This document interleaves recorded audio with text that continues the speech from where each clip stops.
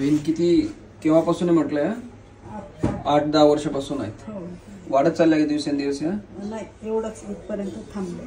अच्छा, वरपर्यंत गेला तिथपर्यंत आहे ना? आधी हे एवढंच होतं बरेच दिवस, ते लक्षात नाही आलं व्हेरिकोस आहे मला. बरं, नंतर वरती वाढत गेला असं.